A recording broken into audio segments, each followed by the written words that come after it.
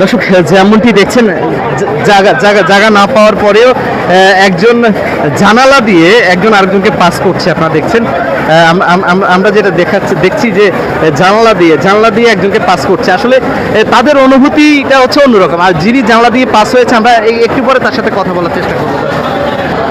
দর্শক আমরা দেখছি আরেকজনকে জানলা দিয়ে পাস করানো হচ্ছে। কতটা বিপজ্জনক হলে এভাবে পাস করছে জানলা দিয়ে, যেটি ট্রেনের দরজা দিয়ে আসলে ঢোকার সুযোগ নেই, যেখানে যাত্রী সেখানে পারাপার হয়ে গেছে। ভোট দিতে যেতেছি, অনেক ভালো লাগতেছে। কাকে ভোট দিবেন? অবশ্যই ধানের শীষ। এই যে জানলা দিয়ে ঢুকলেন, কেমন অনুভূতি? এটা ভাই জীবনের প্রথম, এটা বর্ণনা করা যাবে না। ট্রেনের আসলে জানলা দিয়ে ঢুকার অনুভূতিটা কেমন? নতুন তো ভালো লাগছে। রিক্স মনে হয়নি একবার আপনার কাছে? রিক্স, এখন ভোট দিতে যাচ্ছি, সরকার তো ভাই আপনি দেখলাম জানলা দিয়ে ঢুকলেন, আসলে অনুভূতিটা অসাম ভালো ভাই, কিন্তু শুধু ভোট দেওয়ার জন্য ভাই এত কষ্ট করে যাচ্ছি ভাইয়া। শেয়ার করে